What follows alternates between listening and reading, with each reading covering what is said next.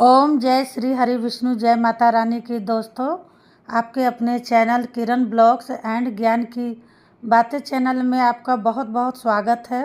माँ भगवती की कृपा आप और आपके पूरे परिवार पर सदा सर्वदा बनी रहे।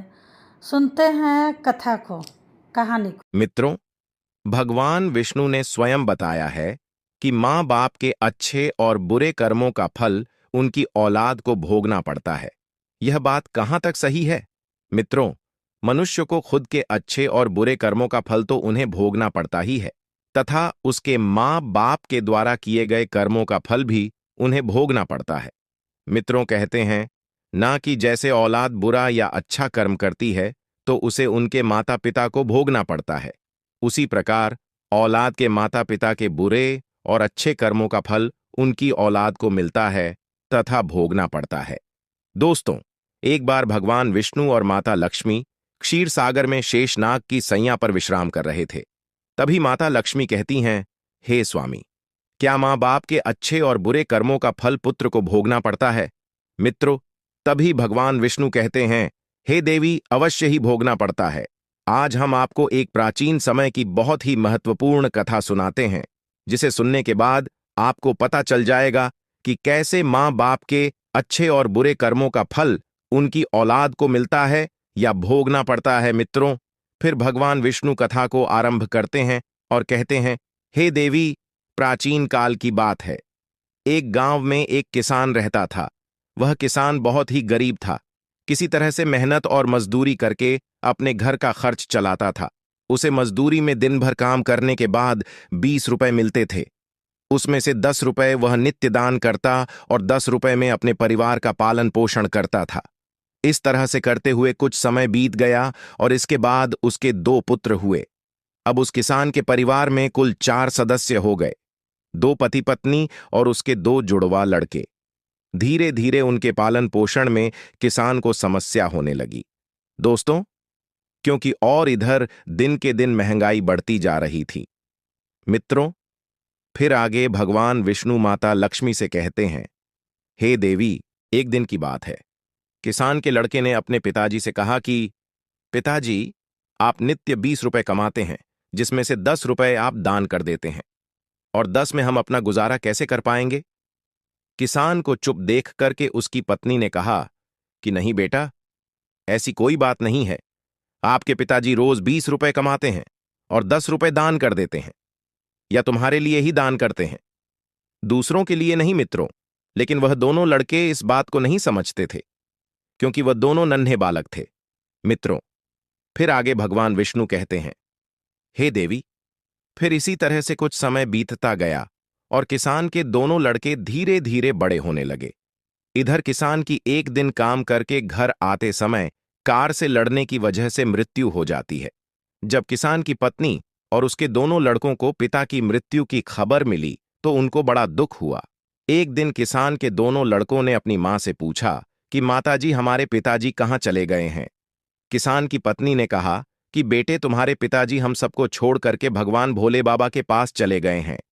जब तुम्हारे पिताजी थे तो रोजाना 20 रुपए कमाते थे और 10 रुपए की बचत करते थे। हमारा पालन पोषण उसी 10 रुपए में करते और बाकी का 10 रुपए वो दान करते थे। अब हमारा पालन पोषण कैसे होगा? कैसे हमारा पेट भरेगा? मां ने अपने दोनों बच्चों से कहा, बेटों, जिस घर में गरीबी होती है उसका कोई सहायक नहीं होता है, उसे सभी दूर भागने लगते हैं, सिवाय भगवान के बेटो, क्योंकि वही गरीबों के सहायक होते हैं। बेटों ने अपनी मां से कहा कि माताजी, ऐसा मत सोचिए, हम दोनों भाई भगवान भोले बाबा के पास जाएंगे और अपने पिताजी को वापस लेकर के आएंगे, क्योंकि हमने सुना है भगवान भोले बाबा बड़े दयालु हैं। वह हमारी दुखों को देखकर हमारे ऊपर अवश्य ही उन्हें दया आएगी और वह हमारे पिताजी को हमारे साथ अवश्य ही भेज देंगे। मित्रों, फिर आगे भगवान विष्णु कहते हैं, हे देवी, वह नन्हे बच्चों की बात पर उसकी मां ध्यान नहीं देती है। दिन की बात है कि किसान की पत्नी अपने दोनों लड़कों को घर पर छोड़ करके गांव में किसी काम के लिए चली गई और उधर जो उसके दोनों लड़के थे वह दोनों भाई आपस में सोचने लगे, क्यों ना हम कैलाश पर्वत पर भगवान शंकर के पास चले और अपने पिताजी को वापस लेकर के आए। ऐसा सोच करके अपने पिताजी को लाने के लिए वो दोनों भाई अपने घर से चल देते हैं। दोस्तों, उन दोनों भाइयों को चलते चलते काफी समय बीत गया। उसी समय उनको थकान का अनुभव हुआ और दोनों भाई एक बहुत विशाल बरगद के पेड़ को देख करके उसकी छाया में आकर के खड़े हो गए। दोनों भाइयों ने सोचा कि बरगद के इस पेड़ की छाया में थोड़ा सा विश्राम करते हैं। फिर दोनों भाई उसी बरगद के पेड़ के नीचे बैठकर विश्राम करने लगे। तभी उस बरगद के पेड़ ने इंसान की आवाज में कहा कि बेटे, तुम लोग कौन हो और कहां जा रहे हो? मेरी छाया में आज तक तुम्हारे जैसे कोमल बालक नहीं बैठे हैं।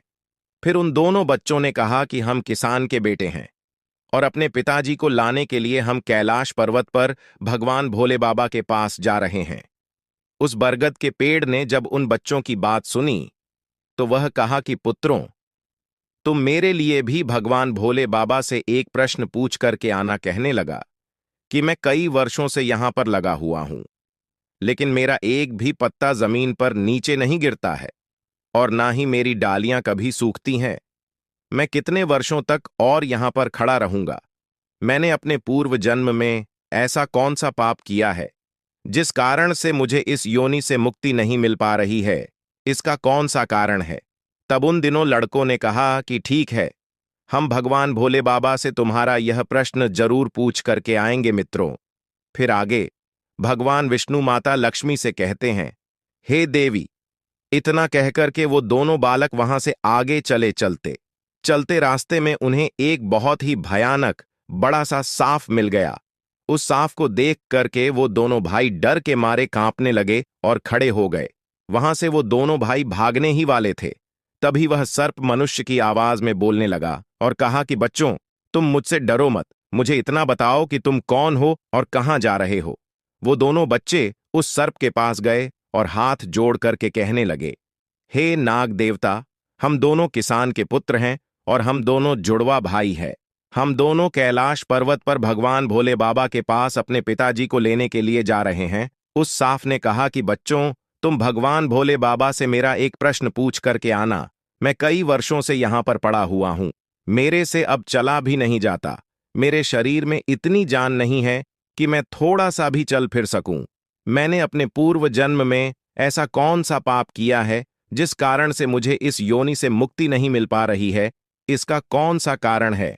तब उन लड़कों ने कहा, ठीक है, हम भगवान भोले बाबा से तुम्हारा यह प्रश्न पूछ करके जरूर आएंगे मित्रों। फिर आगे भगवान विष्णु माता लक्ष्मी से कहते हैं, हे देवी। इतना कह करके वो दोनों लड़के आगे चलने लगे। फिर चलते चलते रास्ते में उन्हें एक सेठ जी मिले। सेठ ने कहा कि बच्चों, तुम दोनों कौन हो और इतनी कड़ी धूप और गर्मी में कहां जा रहे हो? देखने में तो तुम बड़े ही सुकुमार और कोमल लग रहे हो। उन लड़कों ने कहा कि हम दोनों सेठ जी किसान के बेटे हैं और हम दोनों सगे जुड़वा भाई हैं। हम दोनों कैलाश पर्वत पर भगवान भोले बाबा के पास अपने पिताजी को लाने के लिए जा रहे हैं। फिर उस सेठ ने कहा कि तुम भगवान शिव से मेरा एक प्रश्न पूछ कर आना। फिर वह सेठ कहता है, हे बेटो, मैं चलते हुए राहगीरों की प्यास बुझाने के लिए कई सालों से यहां पर एक कुआं खुदवा रहा हूं, लेकिन इसमें पानी अभी तक नहीं निकला है। मैंने अपने पूर्व जन्म में ऐसा कौन सा अपराध किया था जिस कारण से इस कुएं में अभी तक पानी नहीं निकला है? मैंने इसमें बहुत सारे पैसे भी खर्च कर दिए हैं, इसका क्या कारण है? उन लड़कों ने कहा, ठीक है सेठ जी, हम भगवान भोले बाबा से तुम्हारा यह प्रश्न पूछ करके जरूर वापस आएंगे मित्र। फिर आगे भगवान विष्णु माता लक्ष्मी से कहते हैं, हे देवी। इतना कह करके वे दोनों बालक वहां से आगे की ओर चल दिए। चलते चलते रास्ते में उन्हें एक बहती हुई नदी मिली। फिर धीरे धीरे दोनों भाई नदी के किनारे पर पहुंचे तो उस नदी से एक मछली निकालकर उनके पैरों के पास आ गई और कहने लगी, हे बच्चों, तुम कौन हो और कहां जा रहे हो? तुम दोनों बिना नाव के ही क्यों जा रहे हो? तब उन्होंने कहा कि नाव में बैठने के लिए हमारे पास पैसे नहीं है, क्योंकि हमारे जो पिताजी थे वे नित्य 20 रुपए कमाते थे, जिसमें से 10 रुपए रोजाना वे दान कर देते थे और 10 रुपए से हमारा पालन पोषण होता था और किसी तरह से हमारे घर का गुजारा होता था। अब हमारे पिताजी घर पर नहीं हैं, वे भगवान भोले बाबा के पास चले गए हैं, इसलिए हम दोनों भाई उनको लाने के लिए कैलाश पर्वत पर भगवान भोलेनाथ के पास जा रहे हैं मित्र। फिर आगे भगवान विष्णु कहते हैं, हे देवी। उन बच्चों की बात सुनकर के उस मछली ने कहा कि बच्चों, तुम भगवान शिव से मेरा एक प्रश्न पूछ करके आना। कई वर्षों से मैं इस नदी में भटक रही हूं। मेरी 7 पीढ़ियां गुजर गई हैं, परंतु मैं अभी तक इसी नदी में रह रही हूं। मैंने अपने पूर्व जन्म में ऐसा कौन सा अपराध किया था जिसके कारण मुझे इस योनि से मुक्ति नहीं मिल पा रही है? इसका क्या कारण है?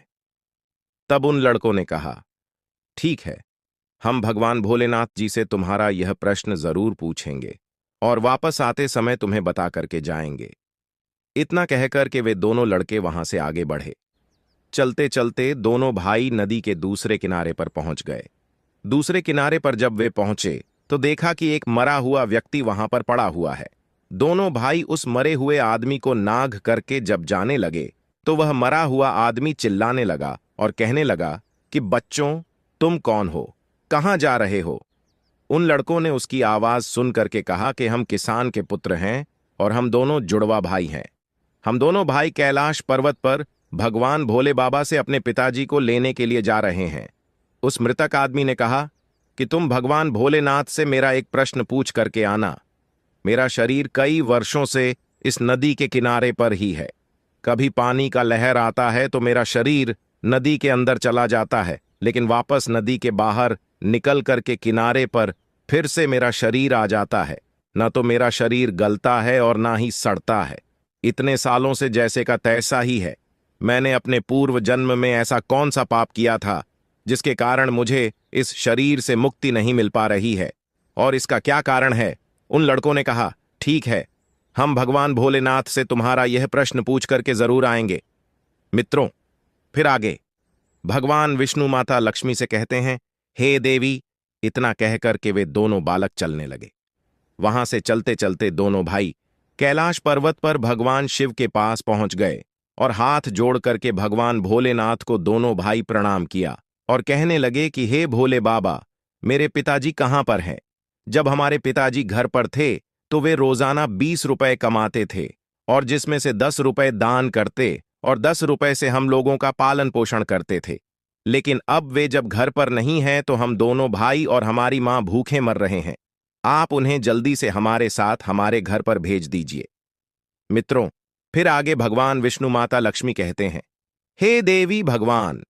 भोले बाबा ने उन दोनों बालकों की बात सुनकर कहा, ठीक है, मैं तुम्हारे पिताजी को घर पर भेज दूंगा। पहले तुम दोनों भाई यहां पर बैठो।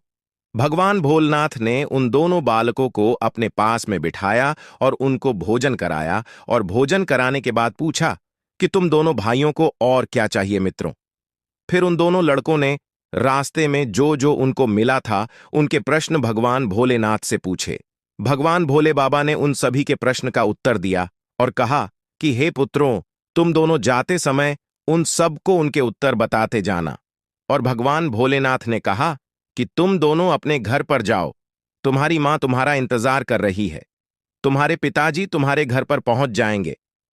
फिर दोनों भाई भगवान भोलेनाथ को प्रणाम करके वहां से वापस अपने घर के लिए चलने लगे।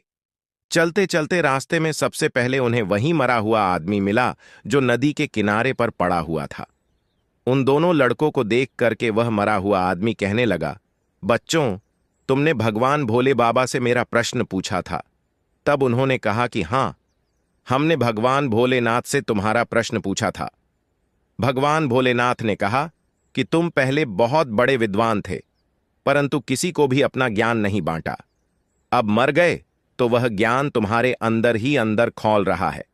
जब तक तुम अपना ज्ञान किसी को नहीं बांटोगे तब तक तुम्हारी आत्मा को शांति नहीं मिलेगी। फिर मित्रों, आगे भगवान विष्णु माता लक्ष्मी से कहते हैं, हे देवी।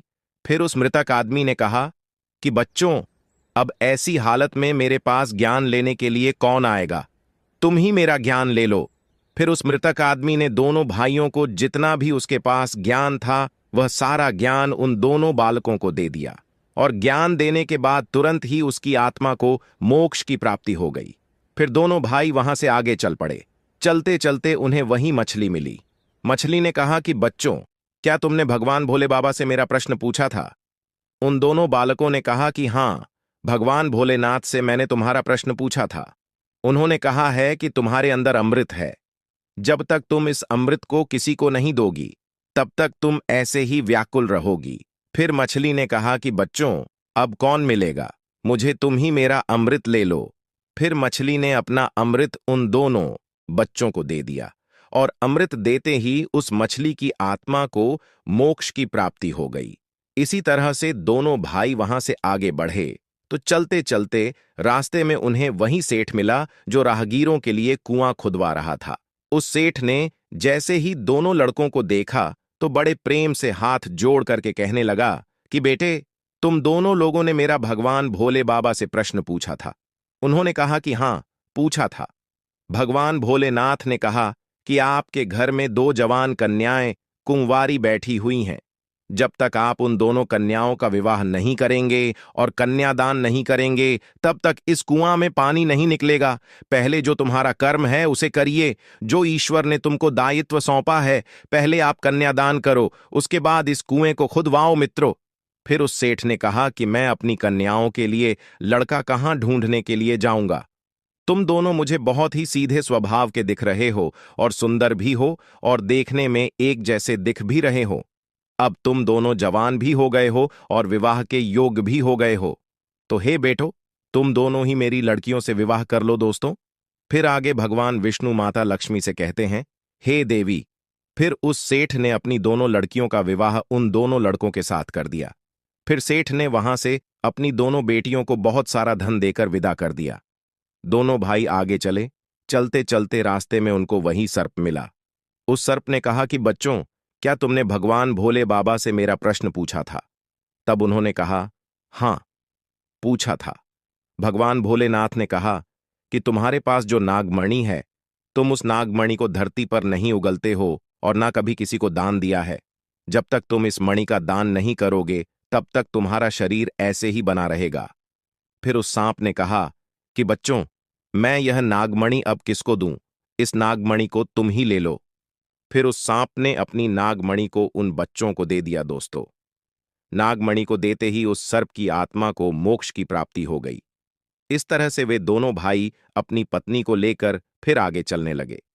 चलते चलते रास्ते में उन्हें वही बरगद का विशाल पेड़ मिला, जिसके नीचे छाया में वे विश्राम करने के लिए बैठे थे। उसने पूछा कि बच्चों, क्या तुमने भगवान भोले बाबा से मेरा प्रश्न पूछा था? उन्होंने कहा, हां, पूछा था। भगवान भोलेनाथ ने कहा कि पूर्व जन्म में तुम्हारा काम गुरुकुल में बच्चों को शिक्षा देना था। तुम्हारा पद एक गुरु का था, परंतु तुम उसके बदले में छोटे छोटे बच्चों से अपना काम करवाते थे, हाथ पैर दबाते और उन्हें अच्छी तरह से शिक्षा नहीं देते थे। तुम पूर्व जन्म में बहुत बड़े विद्वान थे, परंतु तुमने उन बच्चों को शिक्षा नहीं दी। उन बच्चों के श्राप के कारण तुम हिलडुल नहीं सकते। तुम्हारे अंदर जो ज्ञान भरा हुआ है उसे किसी को दे देना, इसके बाद में तुम्हें फिर मोक्ष की प्राप्ति होगी। मित्रों, फिर आगे भगवान विष्णु माता लक्ष्मी से कहते हैं, हे देवी। उन दोनों लड़कों की बात सुनकर उस पेड़ ने कहा कि मैं यह ज्ञान किसे दूंगा, तुम ही ले लो। फिर उस बरगद के पेड़ ने दोनों भाइयों को अपना जितना भी उसके पास ज्ञान था सब दे दिया।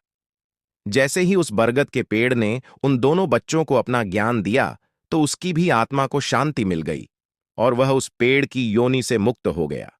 फिर दोनों भाई अपनी पत्नियों के साथ चलते चलते अपने घर पहुंच गए।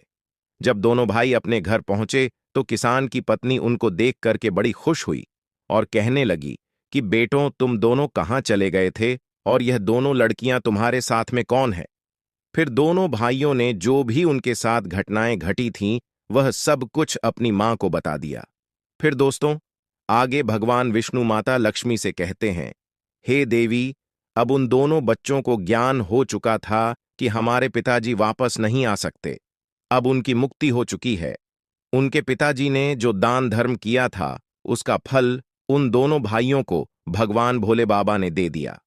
मित्रों, इस प्रकार से भगवान विष्णु ने माता लक्ष्मी को बताया है कि माता पिता के अच्छे और बुरे कर्मों का फल उनकी औलाद को कैसे प्राप्त होता है और पूर्व जन्म के कर्मों का फल व्यक्ति को कैसे मिलता है और उसके पिता द्वारा किए गए पाप और पुण्य कर्म भी उसके बच्चों को कैसे मिलते हैं। मित्रों, उम्मीद करता हूं आप सभी लोगों को यह कथा और कहानी पसंद आई होगी। अगर आप लोगों को यह कथा पसंद आई हो तो वीडियो को लाइक जरूर करें और कमेंट में जय श्री हरिविष्णु लिखकर चैनल को सब्सक्राइब करके बेल आइकन ऑल पर प्रेस कर लीजिए, जिससे आप सभी लोगों को आध्यात्मिक कथाएं सबसे पहले प्राप्त हो सके।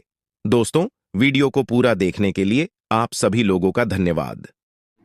ऐसे ही ज्ञानवर्धक वीडियो को पाने के लिए मेरे चैनल को सब्सक्राइब, वीडियो को लाइक ज़रूर कर दीजिएगा। साथ में बेल आइकन घंटी को प्रेस ज़रूर कर लीजिएगा, ताकि आने वाली नई वीडियो का नोटिफिकेशन आप तक तुरंत मिल जाए। मिलती हूँ अगली वीडियो में। जय माता रानी की दोस्तों।